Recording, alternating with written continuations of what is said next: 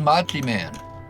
Anyone who loves hunting, learning, understanding, protecting, educating others, and respects Matsutake mushroom and its habitat is a Matsi Man. We are not limited to nationality, gender, education, or age group.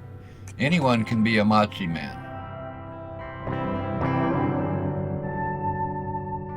My whole life I've lived free. I don't need fancy this or that. Just roof over my head, give me something to eat, and I'm fine.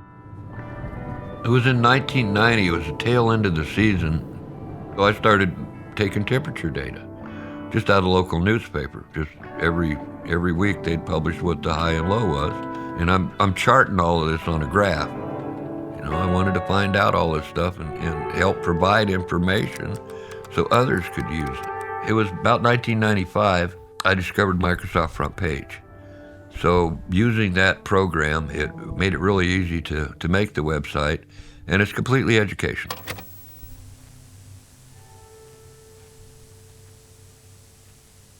It's just incredible how much you can learn if you pay attention.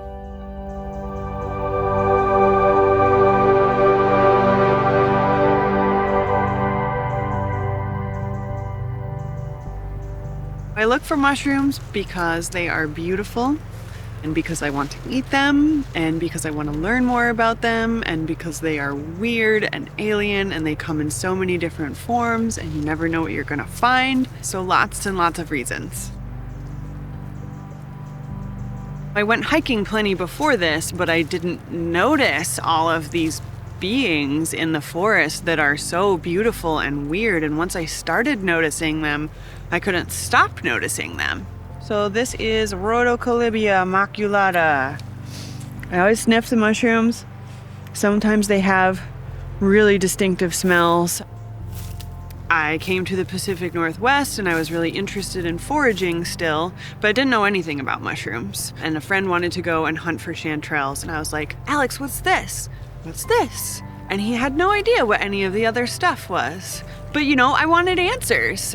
So I thought, how cool would it be if I just knew like a few of these things? I would know more than anybody else that I knew about it. I don't know exactly which species this is, but I do know that it's a Mycena. And I quickly discovered that it's actually very addictive. Then people started asking me what their mushrooms were, and I helped them find, and it's just spiraled out of control from there. Wow! Wow! Oh my God! This one's a pretty easy ID. It looks like a gigantic mass of wavy egg noodles, and that makes it a cauliflower mushroom. Actually, the western cauliflower mushroom, Spiraceus radicata. This is the biggest one I've ever seen. This is freaking huge. Whoa. I just don't even know where to begin. Okay, that's probably plenty. And we'll just leave the rest of it to do its thing and maybe come back next year. It's not really just about going out there and getting chanterelles to eat. It's about the entire experience of being in the middle of nowhere. I started getting into taking a lot of photos of mushrooms, and I was just blown away by how beautiful and delicate some of these things were. And that for me was the transition from the what can I eat to what can I learn. Purple Cortinarius.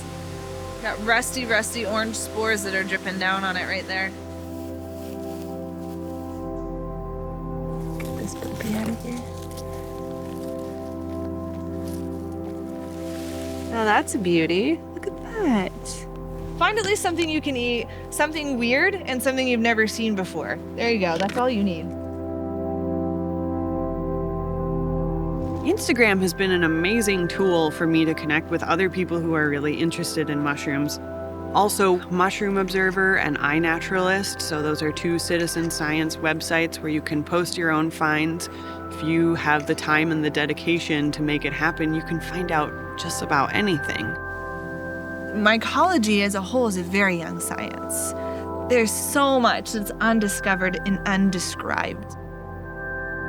And that's the amazing part of harnessing citizen science, is that we can work together to create a larger body of knowledge than any one person or small group of people could on their own.